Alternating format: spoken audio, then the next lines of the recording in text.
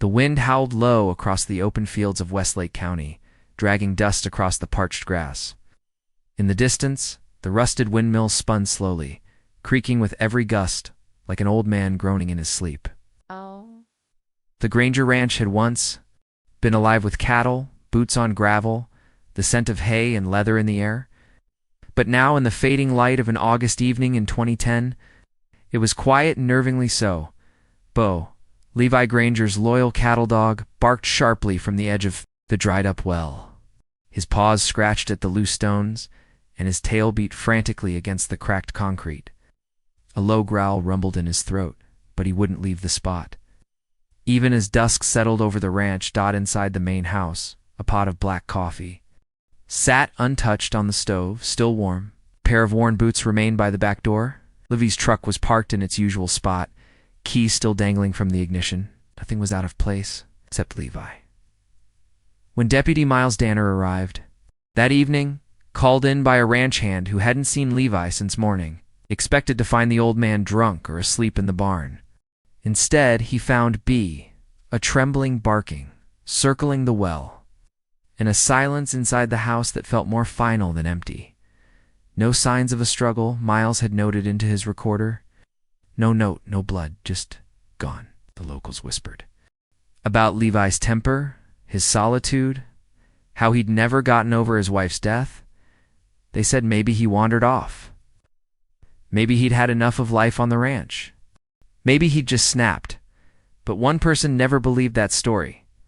10 years later, Aaron Granger stared out the cracked window of a Greyhound bus as it carved through the faded Texas landscape.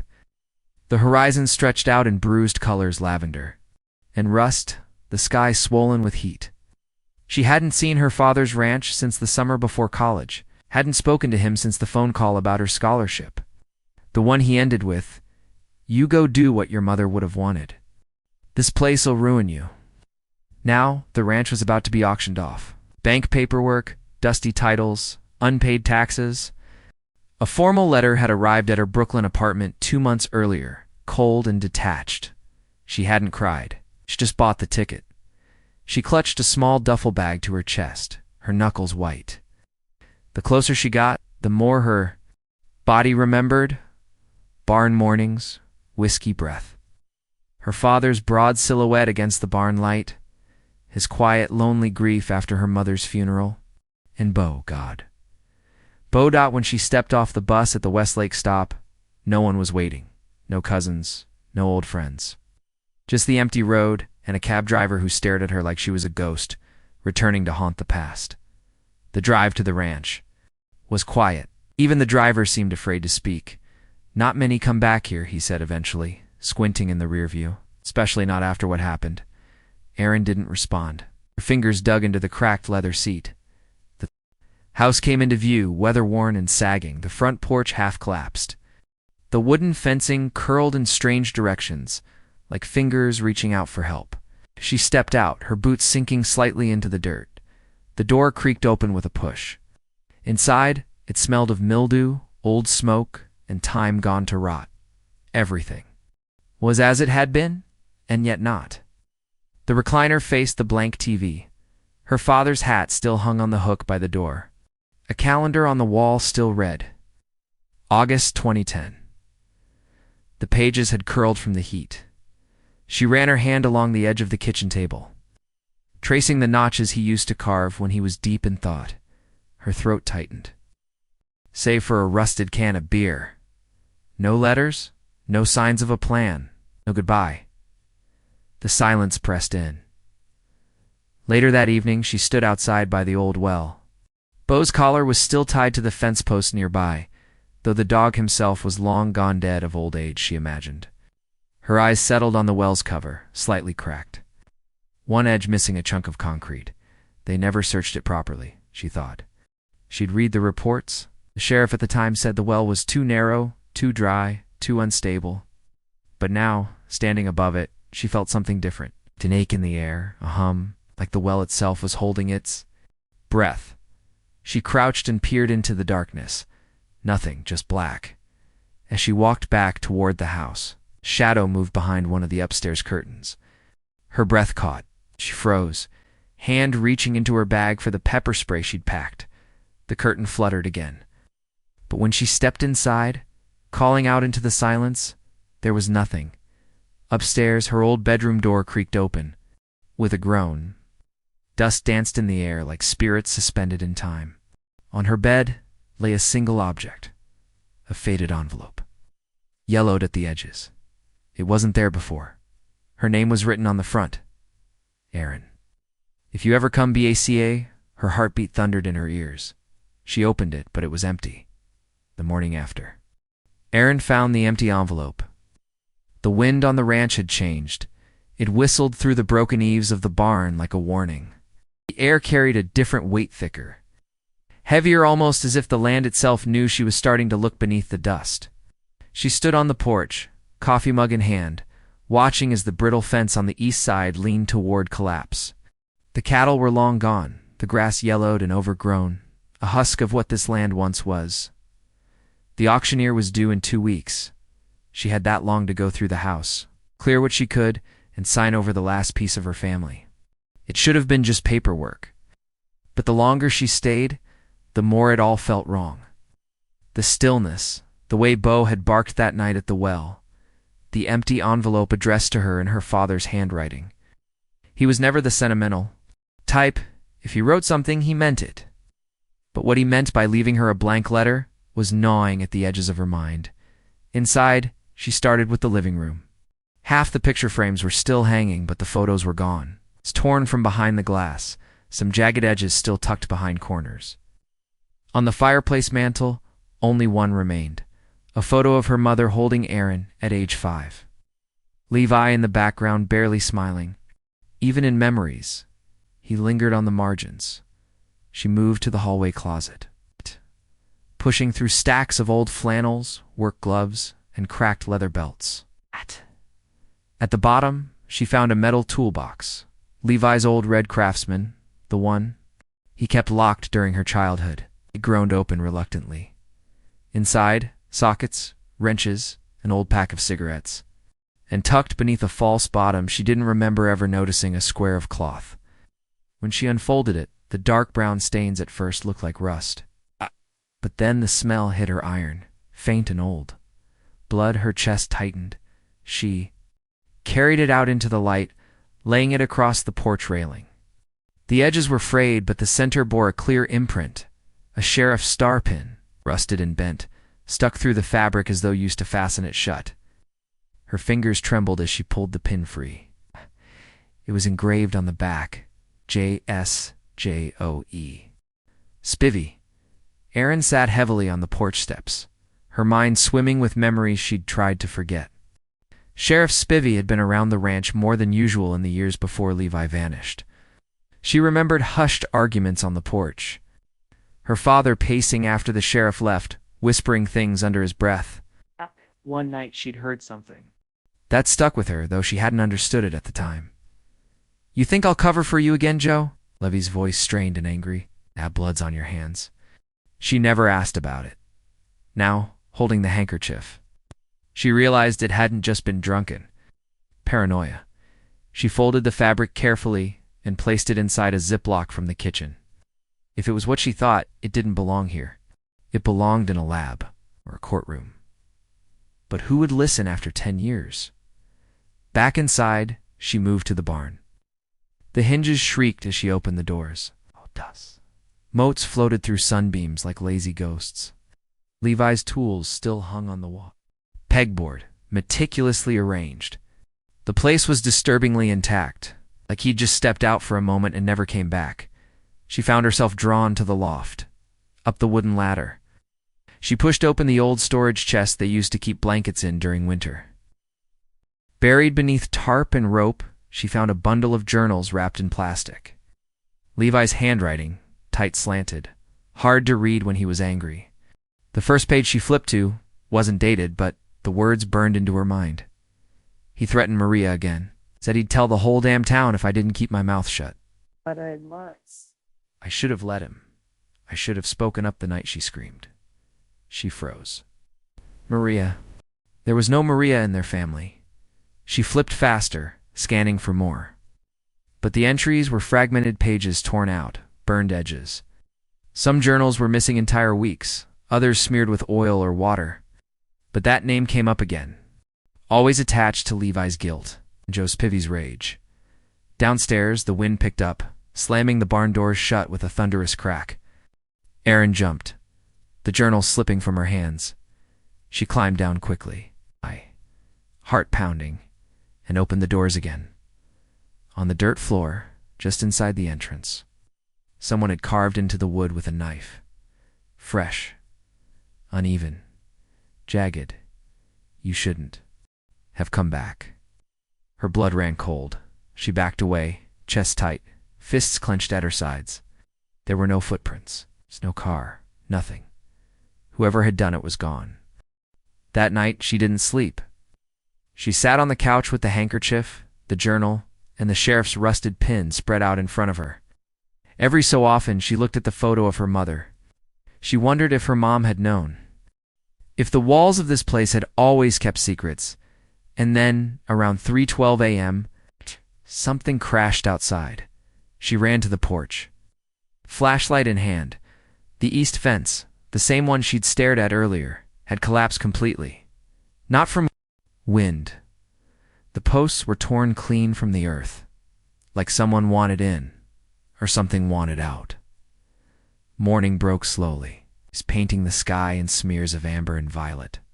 The scent of scorched earth lingered in the air, metallic and bitter. Erin hadn't slept. She sat at the kitchen table, eyes red, the barn journal open before her. Words bled into one another. Maria threatened, screamed, should have spoken up. The message carved into the floor, "You shouldn't have come back," still rang in her head. Every syllable a drumbeat of dread. She reached for coffee and found none. The pot sat cold, untouched since yesterday. As she stood to brew, a new one. She caught a flicker in the corner of her eye, the edge of something wedged between Levi's old Bible and the cabinet wall. It had fallen, or been placed just out of view. She pulled the Bible free. Its leather cover was cracked and stiff with age. Her father's name was embossed faintly in the corner. When she opened it, a faded photograph slipped to the floor. Erin knelt slowly. The picture was old, printed on glossy paper curled at the edges. In it, Levi stood in his Sunday best press shirt, dark jeans, his hand on the waist of a woman Erin didn't recognize. The woman had shoulder-length black hair and an easy, radiant smile. Her head leaned gently against Levi's shoulder. It wasn't her mother? Her mother had been blonde, reserved, always with a distant expression in photographs.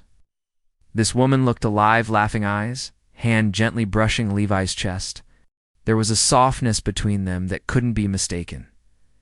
Erin stared at it for minutes, its heart pounding.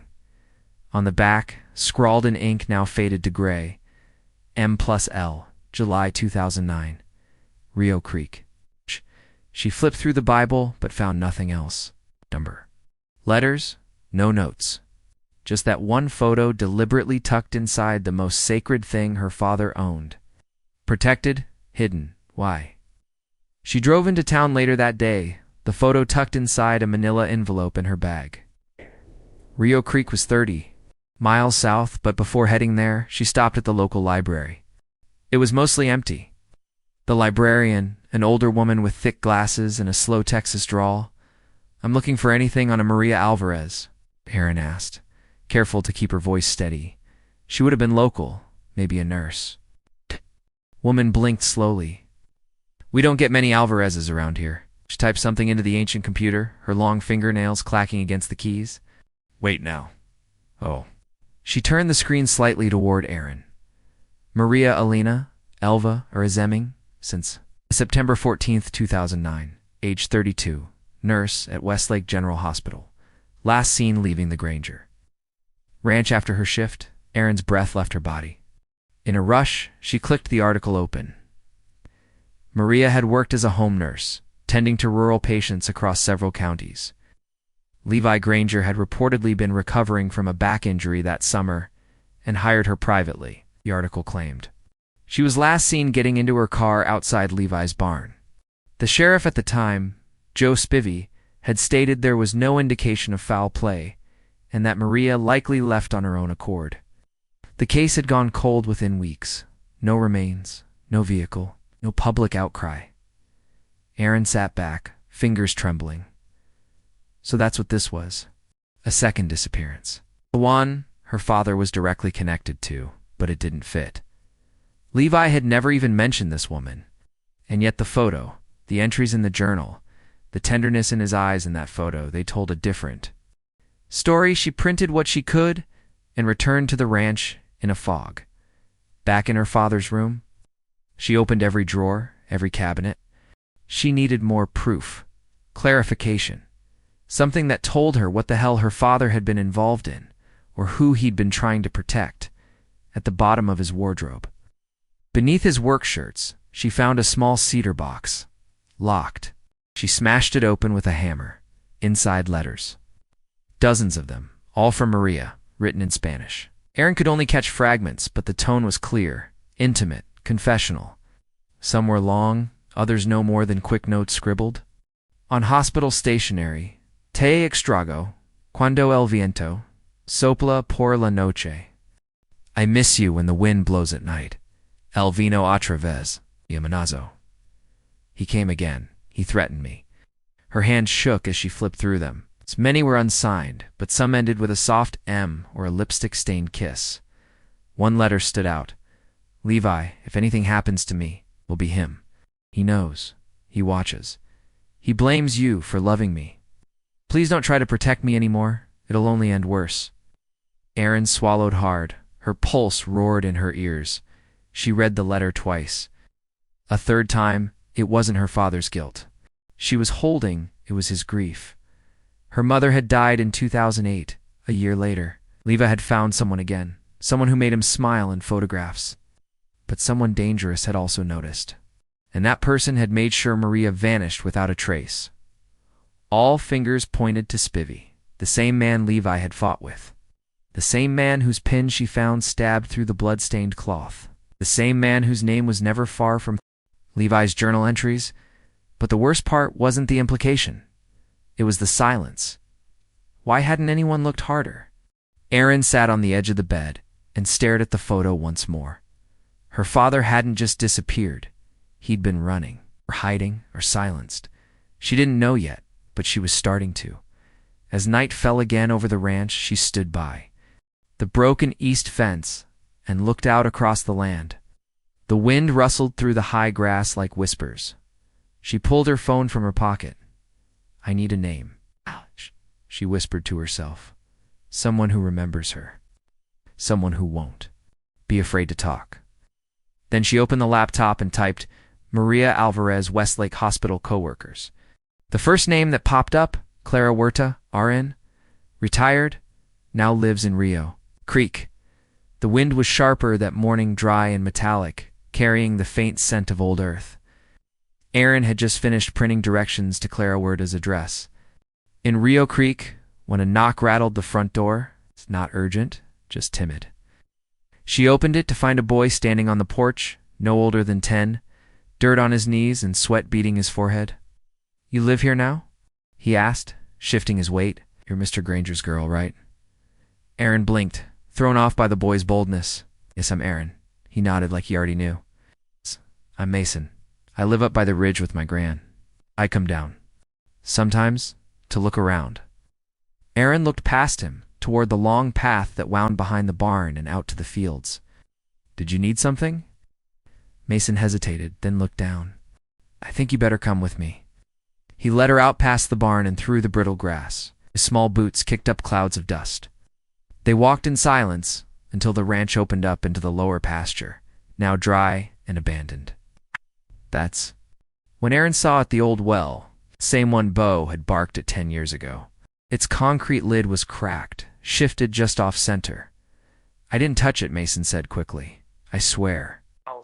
It was already like that, but I looked, and I saw. He trailed off. Aaron approached, heart slamming in her chest. She stood here. The sheriff had insisted the well was dry and empty, too unstable to explore. A dead lead. But now, as she crouched and gripped the edge of the cracked lid, something inside her recoiled. The smell hit first.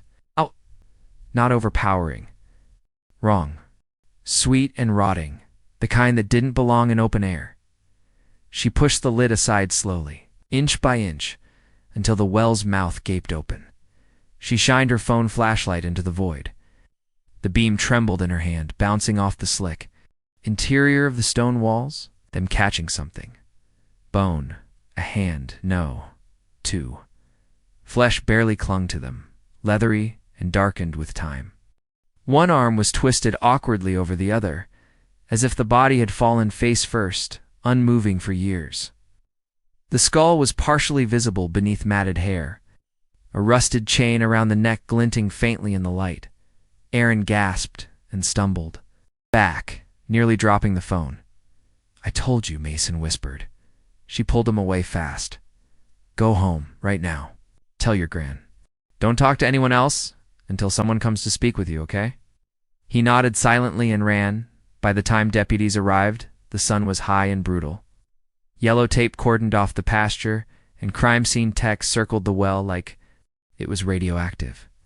Aaron stood on the porch with arms crossed, trying to ignore the click of cameras and the crackle of radios. She watched as a pulley system was lowered into the well, and the recovery began. She didn't expect them to look at her when they pulled the body out. But they did. Every deputy glanced her way, if only for a second. The coroner's assistant called for a body bag. The remains were small-framed, but twisted from time and pressure. The skull intact, clothes mostly gone, except for shreds of fabric clinging to the limb's dark denim, what might have once been plaid. The chain around the neck bore a broken locket, blackened and empty. Aaron stepped forward. Do you know if it's Levi?" The deputy, a younger man she didn't recognize, looked uncomfortable. "We won't know for sure until the forensic team's done. This could be weeks." What else was down there? He hesitated. Just the body, some old rope. No ID, but something was wrapped around the ankle. It's like twine. Might have been tied down there? Held in place? He didn't respond. That night, Aaron sat alone at the kitchen table, hands wrapped around a mug of untouched tea. Her stomach felt hollow. Her heart even more so. Was it her father? If it was Maria, then who killed her? If it was Levi, then why had someone gone through such lengths to bury him beneath the ranch he loved? Either way, she'd stood above that well 100 times as a child, played near it, tossed rocks into its depths, never knowing that someone was buried below. The town responded like wildfire. Word spread faster than truth. By morning, Westlake's Facebook groups were filled with speculation. Levi Granger killed his mistress and dumped her in the well. She came back and found her father's sins. Sheriff Spivey warned them. She should have never come home. At noon, a reporter from the Chronicle showed up with a cameraman. Aaron didn't open the door. She simply sat inside, watching them from behind the curtain as they knocked, then left. A card in the mailbox. By evening, a second deputy came older, this time a woman. She introduced herself as Detective Luann Mercer, soft-spoken, deliberate. "We're reopening Maria Alvarez's missing persons case," she said. "You're not officially a suspect, but I need to ask you something." Aaron nodded, slowly. "Okay. Did your father ever talk about Maria to you?" "No. I didn't even know who she was until a few days ago." "Do you believe he was involved?" Aaron hesitated, staring at the floor. "I think he was in love with her. I think someone made them both disappear." The detective said nothing for a while. Then she handed Aaron a small evidence bag. Inside was a fragment of what looked like a cloth scrap green with tiny white flowers. Faded, soaked with soil, but familiar. It was wrapped around the chain on the victim's neck, Mercer said. "Recognize it?" Aaron's chest went cold. It matched a dress in the photo. The photo of Maria. She nodded. "I do." The call came just after dawn cutting. Through the early silence like a scalpel, Aaron sat on the back porch, wrapped in her father's old flannel, sipping bitter coffee that had gone cold. Her phone vibrated once on the table beside her. Unknown number, she answered without thinking. "Hello? This is Detective Mercer." Her voice was steady, professional, but there was a tightness under the surface. We got the results from the preliminary DNA match. Aaron's breath caught, and the remains are not your father's, Mercer said. They belong to Maria Alvarez. Silence followed thick and total. Aaron closed her eyes. A strange emotion rippled through her. Not relief, not exactly grief. Just weta heavy, undeniable. Confirmation that the stories whispered in corners had been real. Maria hadn't run off. She had died here on this land. And someone had buried her in silence. Are you still there? Mercer asked. Yeah, Aaron said softly. Still here. We'll be sending a team tomorrow to do a full forensic sweep of the property. There may be more we've missed. Let me know if you come across anything unusual. Aaron hung up and stared out across the pasture. The morning mist still clung to the edges of the fence line. Somewhere out there, Levi had stood with this secret, hidden it, buried it, or tried to expose it. She didn't know which version of her father to believe. Anymore, later that afternoon, while clearing boxes from the attic to prepare for the investigation team, Aaron noticed a crawl space behind the chimney. A panel of wood slightly warped, its edges mismatched. She tugged, and it gave way with a sharp pop. Inside was a metal tin the size of a shoebox. Wrapped in plastic, bound with tape. She carried it downstairs with hands trembling. She set the box on the table and slowly cut through the tape. Inside, beneath old photographs, receipts, and a key she didn't recognize, was a sealed envelope. The handwriting was unmistakably Levi's, firm, slanted, confident, to JS only to be opened. If I'm gone, her pulse spiked. JS. Joe Spivey, the sheriff. She stared at the envelope for a long moment, heart warring with instinct. It wasn't addressed to her, but Levi was gone. And what could Joe Spivey possibly need protecting from now? She opened it. Inside were 5 pages of lined paper, folded neatly, yellowed at the edges. Levi's words were sharp, deliberate. Joe, if you're reading this, it means you've either gone too far, or I didn't have a choice. You said no one would miss her. Said it was a mistake, that you were drunk, that she was threatening. To go public, you begged me. I believed you. I helped you bury what you did, but I can't live with it anymore. Maria didn't deserve that. She was pregnant. You knew it. That's why you did it. Not because of the affair. Because you couldn't bear the idea of her carrying my child. I tried to walk away. You threatened to do the same to me. I started writing everything down. If I disappear, it's because of you. You always said the badge would protect you. But the truth lasts longer than tin. Levi Aaron's eyes burned. She set the letter down gently, as if the words might shatter. Every line carried the weight of betrayal, fear, and guilt. Levi hadn't killed Maria. He'd tried to protect her. In doing so, he'd helped cover. A murder sheriff, Joe Spivey, the man who led the original investigation, the man who dismissed Maria's disappearance as voluntary, the man who insisted the well was empty, and now conveniently retired. Aaron looked down at the other contents in the box. A photograph of Maria smiling in the barn loft, a spare key probably to a lockbox or desk drawer, a bus ticket stub dated October 3rd, 2010, the last date Levi was seen. He hadn't run. He'd been preparing to talk. He just never got the chance. Aaron didn't sleep that night. She reread the letter again and again, committing every word to memory. At 3 a.m., she finally pulled out her laptop and began drafting an email. Subject, Maria Alvarez, urgent evidence too. Detective Mercer attached was a scanned copy of the letter, photos of the box contents. Aaron paused before hitting send, staring at the screen. Then she typed an additional line. I believe my father was silenced. The wind outside rose again, rustling the old oak just beyond the porch. It moaned in protest, its branches tapping against the glass like bony fingers.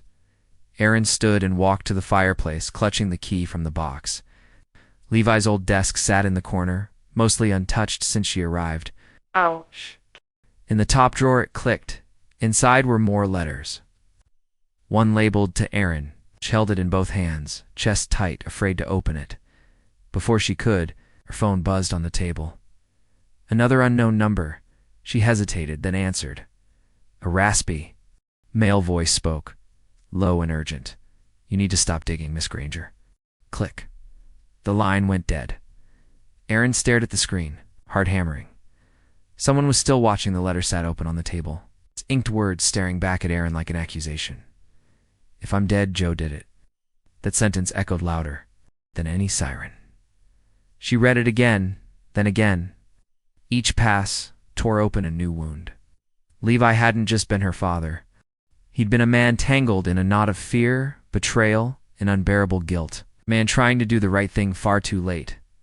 Outside, the wind had died down. Rare stillness settled over the ranch, the kind that made you aware of your own heartbeat. Aaron paced the floorboards creaking under her weight as the enormity of the letter sank deeper into her bones. This wasn't just a personal confession, it was a bomb. She glanced at the envelope again. Addressed to J.S. Levi had never meant for her to read this, not unless everything had already gone wrong. Now she had to decide what to do with it. 3 hours later, Aaron sat across from Detective Mercer at the precinct, the letter now.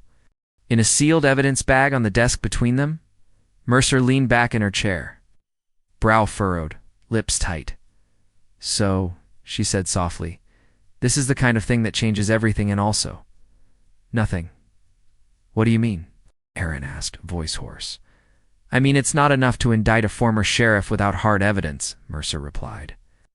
"It's one man's word against another's. One of them is dead. The other is retired and protected by 30 years. Of political handshakes." Aaron's eyes narrowed. "So he just walks." Mercer sighed. "I didn't say that. We're reopening the case." Quietly. "But if we go too loud too fast, it vanishes into politics and attorneys. You'll never hear the word justice again." Aaron tapped her fingers against the desk, frustration buzzing through her limbs like electricity. "I want to see him, Spivvy. I want to talk to him." "Absolutely not." Aaron stared back, unblinking. "I don't need your permission." That evening, Aaron parked outside a modest brick house at the edge of town. The lawn was perfectly trimmed. A sheriff's flag fluttered gently beside the porch. Faded from sun, but still proud, she sat for a minute, staring at the house, at the silhouette moving behind the curtain. Then she walked to the front door and knocked. Footsteps approached. The door creaked open. Joe Spivvy was older now, rounder in the face, grayer around the temples, but his eyes cold and calculating hadn't aged a day. "Miss Granger," he said, tilting his head. "Well now, didn't expect to see you here." "I bet," she said flatly. He opened the screen door slowly. "You want to come in?" "No. I want to ask you something, and I want you to tell the truth." A pause.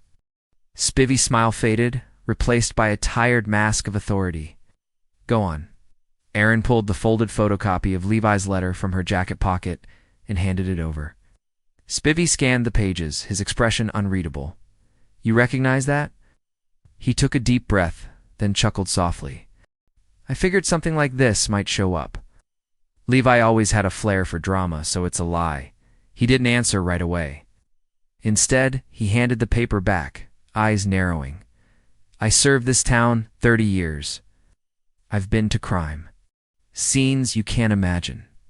Buried friends. Put away real monsters. Your father, God rest him, was a troubled man. Lost his wife. Drifted. Got mixed up with a woman who, well, she had a history of making trouble." "You mean Maria?" Aaron snapped. Spivvy's gaze hardened. "I mean someone who was caught between two men who wanted to protect her and destroy each other." Aaron took a step forward, her voice trembling. "You killed her. My father helped you cover it up because you threatened to kill him too." Spivey didn't blink. "You think he was some hero?" he asked quietly. He buried her, Aaron, with his own hands. "Whatever he told you in that letter, remember that." He dug the hole, threw in the body. He poured the cement. Aaron stared at him, the world spinning slightly.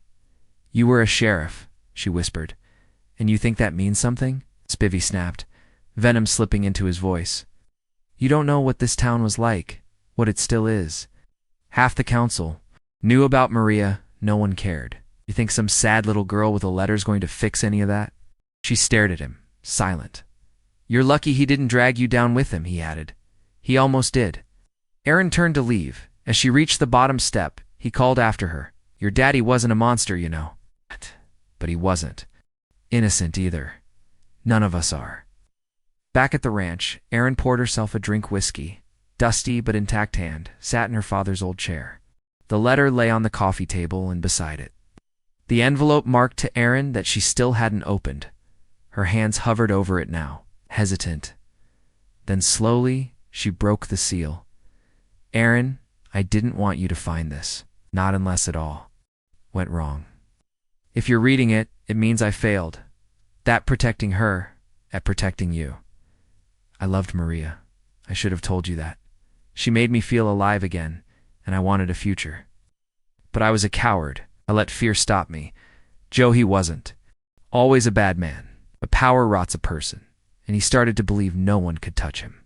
He took her from me, and I let him bury it. I'm so sorry. I hope you never understand what it means to carry silence this long. But if you do, break it. Dedrine pressed the letter to her chest, her shoulders shaking. Not with sorrow, but with rage. She looked out toward the dark fields, the barn faint in the moonlight. Somewhere out there, Levi had stood with his silence. She wouldn't. The knock came just after sunrise, when the ranch was still wrapped in fog. Erin had been up for hours. Her father's second letter folded neatly beside a half-empty mug of coffee. She opened the front door slowly, expecting another officer or maybe a reporter instead. A woman stood there, early 40s, dark eyes weathered by time and grief. She held a single envelope in her hand and wore a cross around her neck. I'm Lucia, the woman said quietly. Lucia Alvarez. Maria was my sister. Erin froze. The words hung in the air like smoke. I heard the news, Lucia continued, her voice cracking. I knew they'd never call me. They never did before. But I needed to see where she died. I needed to say something. Erin stepped aside. Come in. They sat at the kitchen table, the silence between them heavy, punctuated only by the occasional rustle of wind brushing past the windows. She was pregnant, Lucia said after a while. I don't know if you knew that, Erin nodded. My father's letter said so. I always suspected, Lucia whispered. She stopped writing. Her phone calls became short, and then nothing, just silence. They said she ran. That. She didn't want the baby, but that wasn't Maria. She had a name picked out. She was going to name her Camila. Erin looked down, throat tight. I'm sorry, she whispered. Lucia nodded slowly, brushing at her eyes. Do you think your father did it? No, Erin said. I think he tried to stop it. I think he failed. And then someone made him disappear too. Lucia's hands trembled slightly as she reached into her coat pocket and pulled out the envelope. This is the last letter she ever sent me. I want you to read it.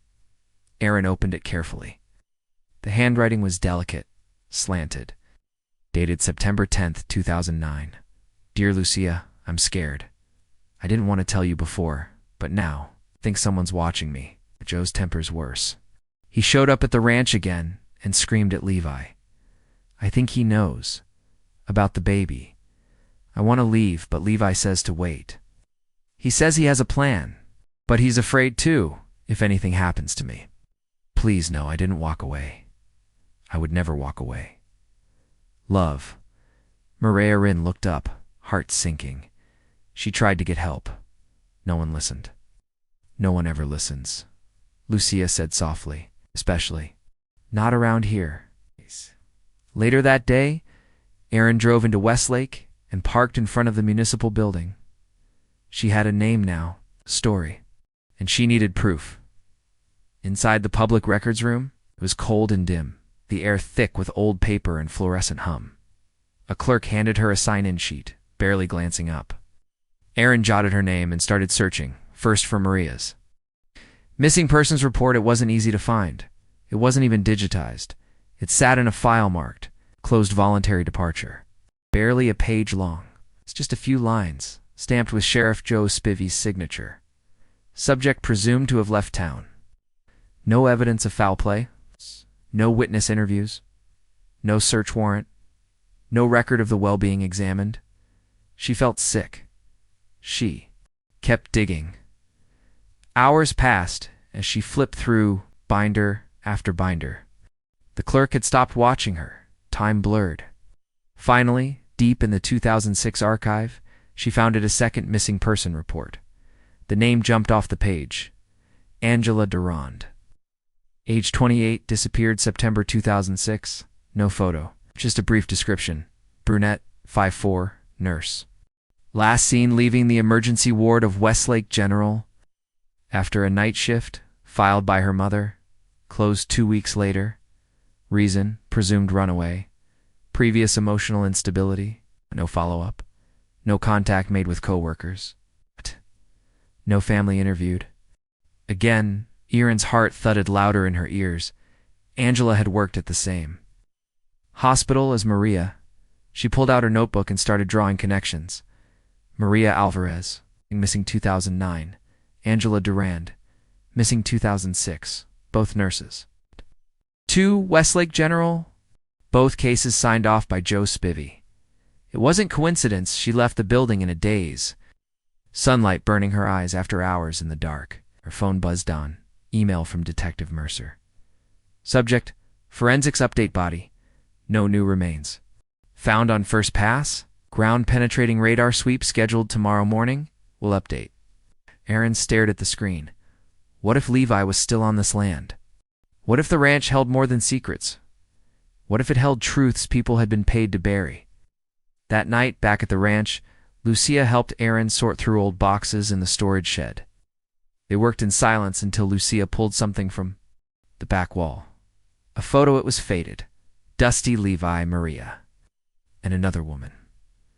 Lucia's breath caught. That's her. That's Angela Durand. Ren turned the photo over. On the back, in Levi's handwriting, the ones they forgot. Her hands shook.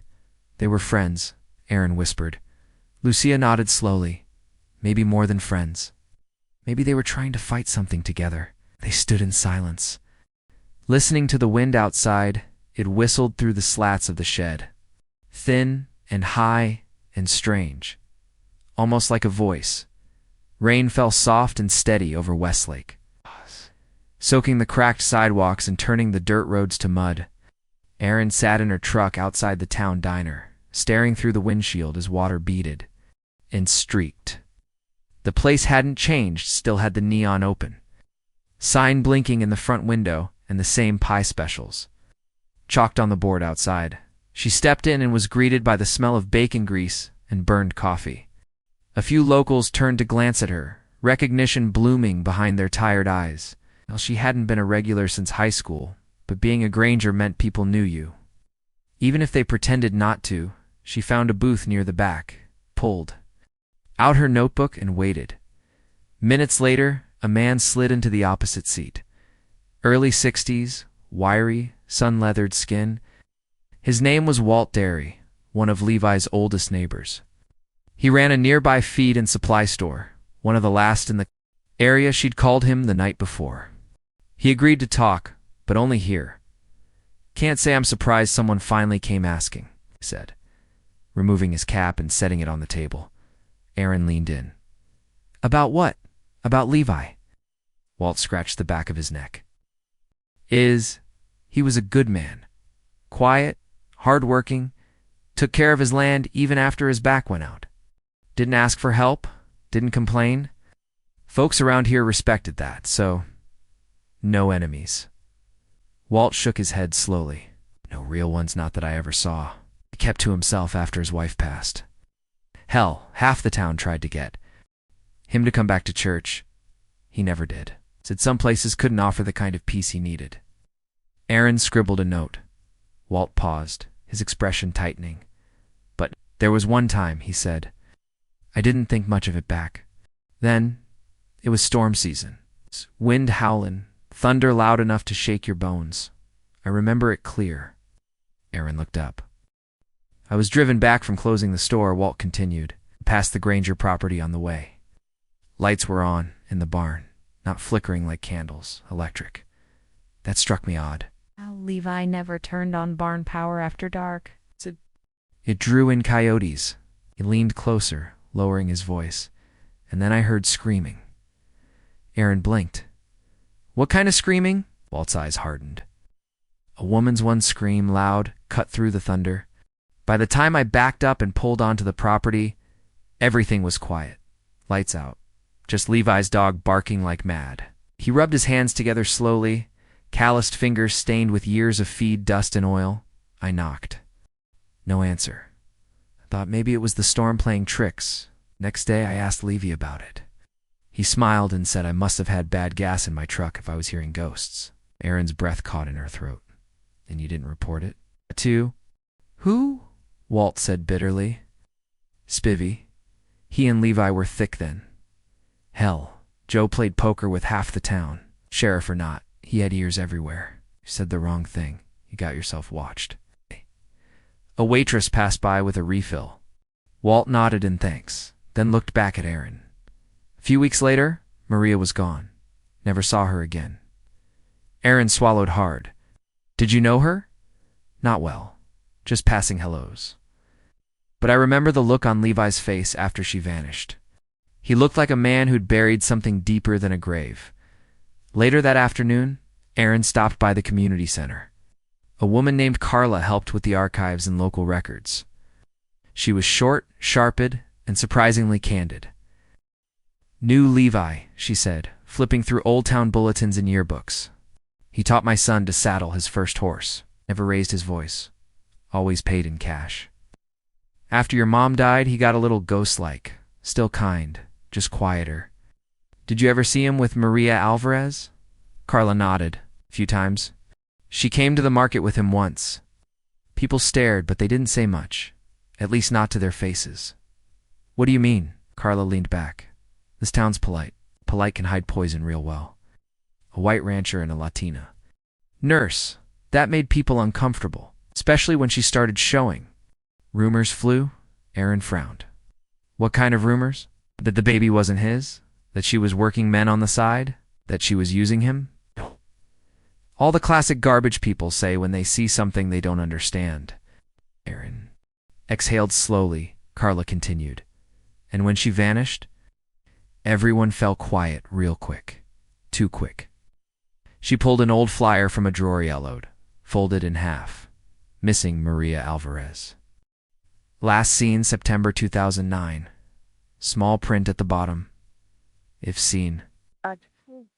Contact Westlake Sheriff's Office. Carla tapped the sheriff's number.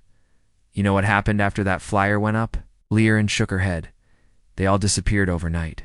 Pulled from shops, churches, telephone poles. Someone cleaned the town of her memory. Aaron stared at the flyer.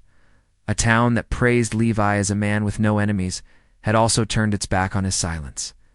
Or maybe it had made peace with it. Either way, they had all buried something, and not just Maria. By sunset, Aaron stood in front of the barn, her boots sunk into the soft ground. She stared out toward the horizon, wind rustling the dying grass. Levi hadn't been a man with no enemies. He'd been a man with no protection. The town hadn't hated him, but they hadn't saved him either. They'd watched him crumble and let him go quietly, the same way Maria had disappeared, the same way Angela had been erased. She looked down at the flyer in her hands. No more silence. The well had always been there. A circle of stone and silence tucked away behind the barn. As a girl, Aaron remembered throwing pebbles into it, counting how long before they landed. Her father would warn her not to get too close, not because of danger, but because some places aren't meant to echo, now it screamed. The excavation resumed just after sunrise. A forensic crew in blue coveralls moved like slow surgeons, chipping away at the soil beneath where Maria's remains had been found. Aaron stood behind the police tape, her arms crossed against the chill. Detective Mercer arrived shortly after, tight-lipped and wide-eyed behind dark sunglasses. What are we looking for exactly? Aaron asked. Mercer didn't take her eyes off the crew. Anything that Levi or someone else buried deeper? Eyes.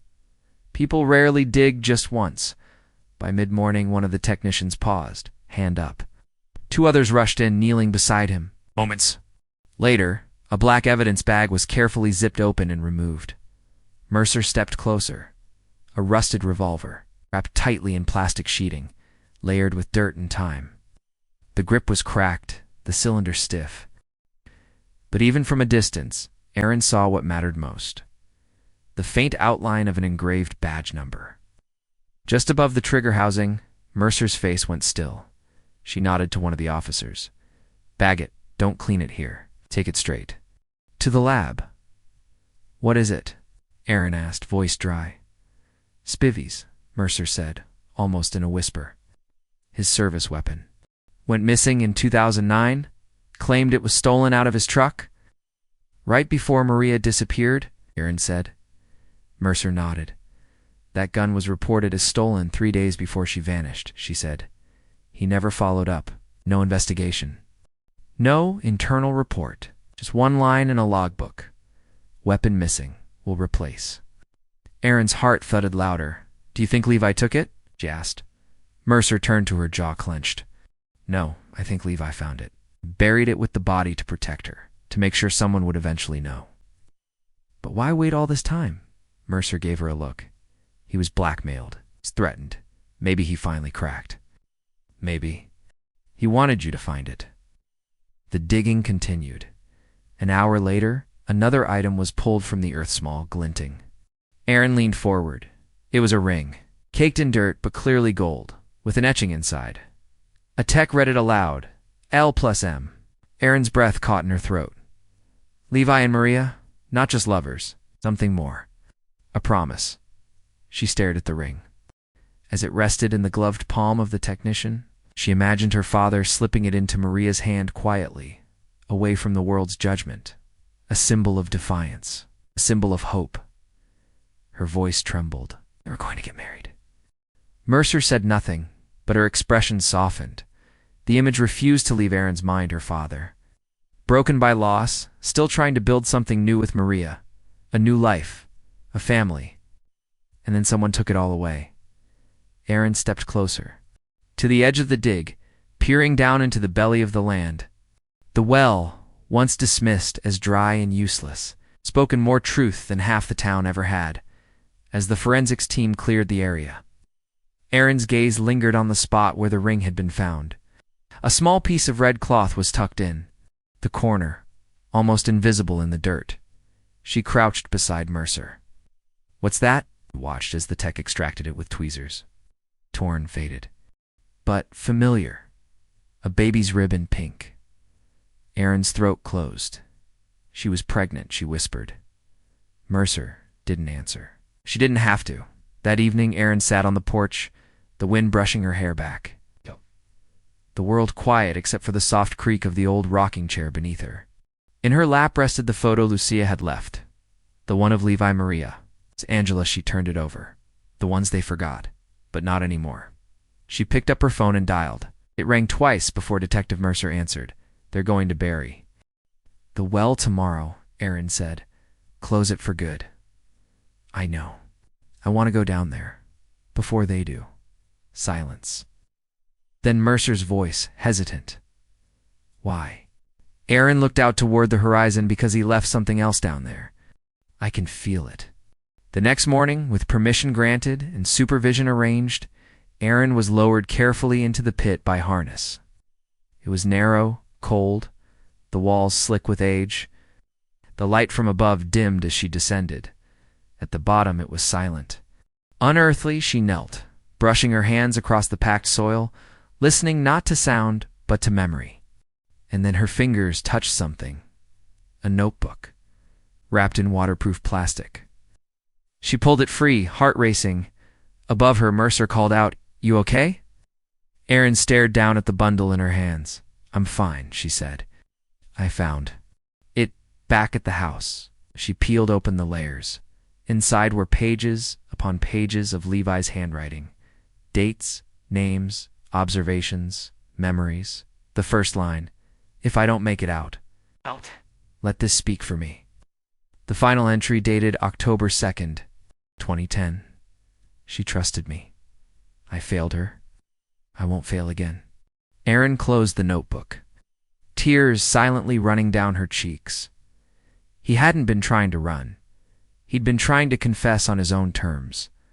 The walls of the interrogation room were bone white and buzzing with fluorescent fatigue. Cold air, hummed from a vent overhead, but no one in the room felt it. Sheriff Joe, spivvy ridered, powerful, unraveling, sat hunched at the metal table. His breathing was shallow, lips dry and pale, eyes dark with something between resignation and rot.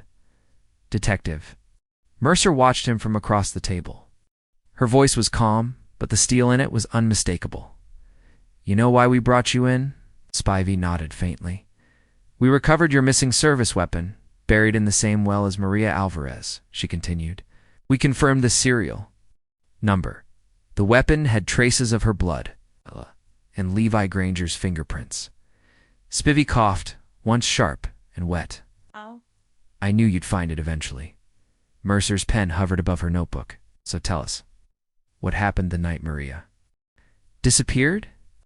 He chuckled weakly. "You don't need me to tell you? The girl or not already did the work. This is your chance to tell the truth." He looked up, the corners of his eyes twitching. "Truth that left this town a long time ago." Waited, the silence stretched. Then slowly, as if peeling back his own skin, Spivey began.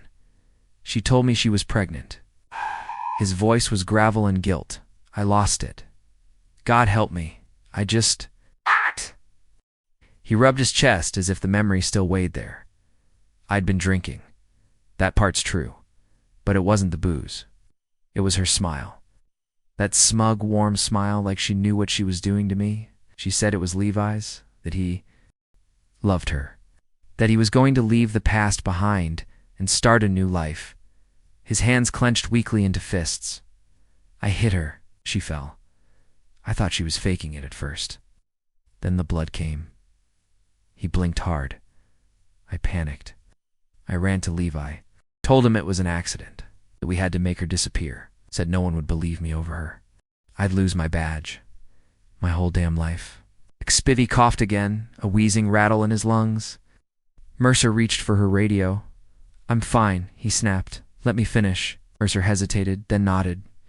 "Levi didn't want to help. He said we should call it in, that I should confess.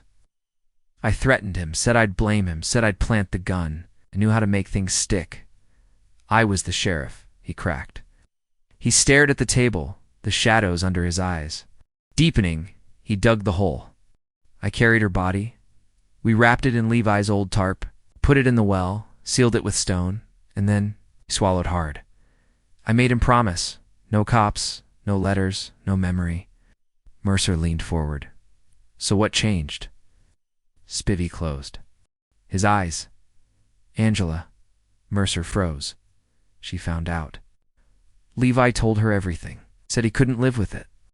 Said Maria's baby was his, and that he'd buried a part of himself that night. Angela begged him to come forward. Said she'd help." His voice dropped to a rasp. "She went missing 2 days later." Mercer's pen slipped. "You killed her?" she asked. He didn't answer. "But you threatened Levi again?" she said.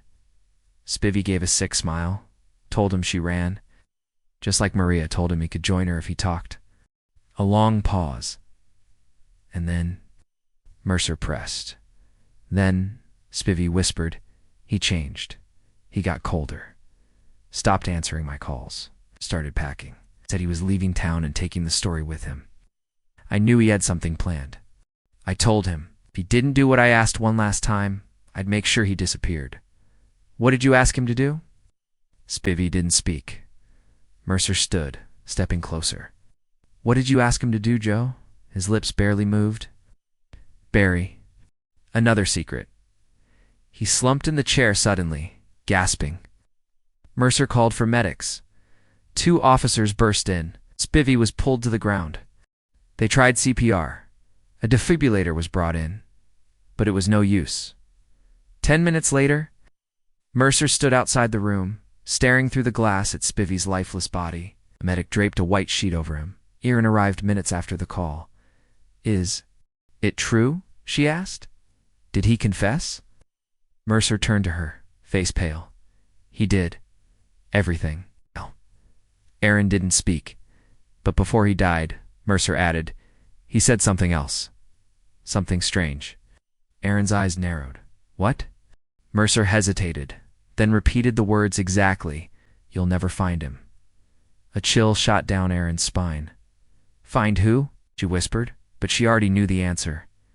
Levi. That night, Aaron sat alone in her father's study. She had the notebook open again, his writing, his guilt, his grief scrawled across every page. But now she saw something she hadn't before. On the very last page, beneath the final sentence, was a faint set of initials. Adangela Durand. Her name wasn't there as a victim. It was there as an accomplice, and next to the initials a drawing barely visible. A tree, oak, by the shape of the leaves, roots stretching beneath it. Something was hidden. Aaron stood up fast, pulling on her jacket. The flashlight clicked on. She ran out to the barn, past the well, toward the northern fence line where the trees began. It had rained earlier. The ground was soft, the leaves damp beneath her boots. She found a tan oak tree, the oldest on the property, half its bark. Split by lightning years ago, she circled it with the flashlight beam, searching. And then she saw it, a patch of earth, smoother than the rest, flattened deliberately, stone half buried in the soil. Not a grave marker, but a message, etched faintly into its surface. For Camila. Aaron dropped to her knees. The call came just after dawn, slicing through the hum of Aaron's quiet morning like a blade. She had been sipping coffee on the porch, wrapped in a blanket, the wind brushing against her face with familiar weight. It was Mercer on the line, her voice grim and deliberate. "They found him," she said. "They found Levi." Aaron didn't speak, just listened, the coffee cup trembling slightly in her hand. "It was under the barn," Mercer continued. The renovation crew pulled up the old floorboards, about 4 feet of compact soil beneath. Shallow grave, cement-aligned. "Been there a long time." Aaron already knew before Mercer confirmed it. "It's your father." By the time she arrived at the ranch, the place was crawling with uniforms and forensic techs. The barn door was propped open with yellow caution tape sagging in the wind. A slab of floor had been cut away, exposing a rectangular pit beneath. The foundation. Lights shone down into it, casting long shadows across the splintered boards. Mercer stood near the edge, arms crossed, jaw clenched. Aaron walked up beside her. "He's down there," she asked, her voice barely audible. Mercer nodded. "Male remains. Approximate time of death matches his disappearance. Dental confirmed it an hour ago. It's him." Aaron stared into the pit. The grave was tight, hastily done, like someone had buried him in panic or fury. "How did he die?" she asked. Mercer hesitated, then answered. "Single gunshot, back of the head. Execution style. Bullet matched a .38 revolver. Same type. Spivey carried." Aaron didn't blink. "Fingerprints?" "Set Joe Spivey's.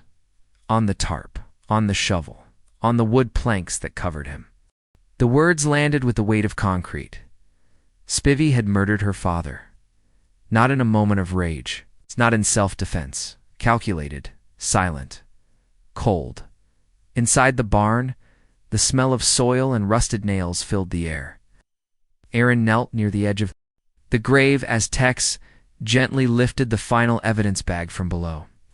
Inside, the same flannel Levi had worn in the photo with Maria, still faintly intact.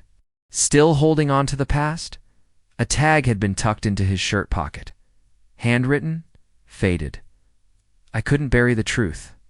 So he buried me." Aaron pressed her hands to her mouth, stifling the sob that rose in her throat. He had tried to leave. He had tried to tell. But Spivey had stopped him just like he'd stopped Maria. Just like he'd silenced Angela 3 lives. 3 silences now unearthed. Back inside the house, Mercer laid out a box of recovered evidence from the grave. A rusted watch. Broken. Locket. A cassette tape label worn but legible. To Aaron. Mercer looked at her gently. "We haven't played it yet." Aaron reached out, slowly taking the tape in her hands. Her fingers shook. Mercer slid a small recorder across the table. Aaron pressed play. Levi's voice crackled through the speaker. "Rough, tired, filled with sorrow. If you're hearing this, It means I didn't make it. I didn't run. Never. Ran. I stayed, hoping something would change. That someone would stop him, but no one did. A pause, breathing, then more. I tried to protect her. Maria and I failed. I tried to protect Angela. Failed again. And when it was your turn, Aaron, I knew I couldn't let him touch you. That's why I stayed. That's why I lied. To keep him away. Joe wanted me to bury a fourth secret. One more body. A girl I didn't even know. Said she'd seen too much. I said no. That night, he came to the barn. Said I could disappear. Quietly or go loudly. I chose neither. I chose to leave this behind instead. A rustling of tape and silence. Then one final whisper. You are always the best thing I ever did. Don't let the dirt have the last word. Let the tape. Stopped. Aaron sat motionless. The funeral was private. No press. No town officials. Just Aaron, Lucia, Mercer, and a handful of old neighbors who had dared to face the truth. They buried Levi beside the oak tree, where Camila's marker stewed, just a stone with no date, no epitaph. The preacher spoke briefly, words about silence. Forgiveness, the weight of legacy. Aaron said nothing. But as the final shovel of dirt hit the casket, she looked up at the sky, the clouds parting just enough to let light bleed through, and she whispered, I found you. The grass had started to grow back, soft and golden in the wind. It moved in long waves, like the land was finally breathing again. The crime scene. Tape was gone. The barn had been rebuilt, the well resealed with stone and iron, but the ghosts remained, not haunting the place, just resting in it. Aaron stood at the edge of the field as the sun dipped low. The sky stretched wide and pink, the air cool and dry. In her hands, she held the plaque in memory of Levi Granger and Maria Alvarez. We didn't forget you. She knelt beside the well, brushed away a patch of dust from the base, and placed it carefully in the soil. There were no flowers, no ceremony. Just her. Just the wind. The stone well hadn't changed in over a decade, but now it felt different. Not a grave, but a witness. It had held everything. Secrets, pain, bones, truth. And now it held peace. As she stood, Aaron exhaled slowly. The final weight was beginning to lift. She returned to the house and climbed the stairs to Levi's old room. It still smelled faintly of cedar and old paper. Sunlight leaked in through faded curtains. On the bed sat the final thing he left her, his diary. The one they hadn't found in the well or under the barn. This one had been hidden behind the wall panel of his closet. She discovered it 2 days ago. The leather cover was cracked and weathered. The pages inside were full, his looping handwriting covering every inch, like he couldn't stop once he started. Some pages were smudged, some damp, a few torn, but every line bled with him. She curled into the armchair by the window, opened to the first page and read, March 5th, 2009, I told her I loved her today. I didn't mean to say it, but it slipped out while she was laughing. She didn't run. She smiled and said, took you long enough.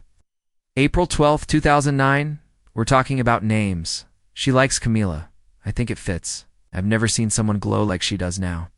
I never thought I'd be a father again. I never thought I'd want to be. But with her, I do. September 14th, 2009, Maria's gone. They'll call it a disappearance. They'll whisper other names. But I know the truth. Joe did it. I helped him hide it. He said he'd ruin me if I didn't. Said he'd blame the blood on my hands. I believed him. October 2nd, 2010, Angela's gone now, too. He's spiraling. Said I had one last favor to do for him. I said no. I finally said no. I've made plans. I've written everything down. If Aaron ever comes back, if she ever looks, she'll know I tried. Aaron closed the journal, hands trembling. She rested it in her lap and stared out the window. Outside, the ranch stretched endlessly. Fences mended, soil scarred but healing. The land hadn't forgotten. It simply waited. A creak on the stairs startled her. For a moment she thought it might be someone, a ghost, a memory. But it was just the house settling into its age. She rose slowly, walked back down into the kitchen. On the table, she placed the diary beside a framed photo, the only one she had of Levi and Maria together. Their eyes were soft. Her hands were almost touching.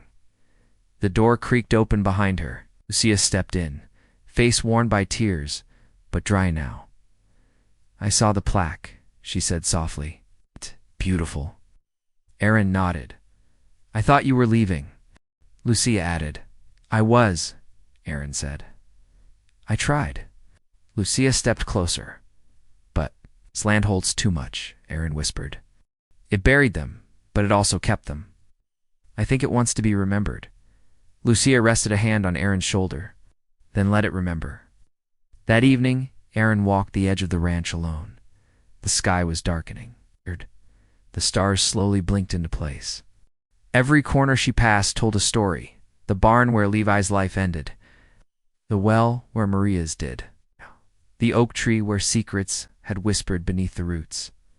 She stopped beside the tree, her fingers brushing the bark. The wind rose suddenly, loud and mournful, rushing across the open field like a song unsung for too long, and for a moment. She imagined she could hear them, not voices, not words.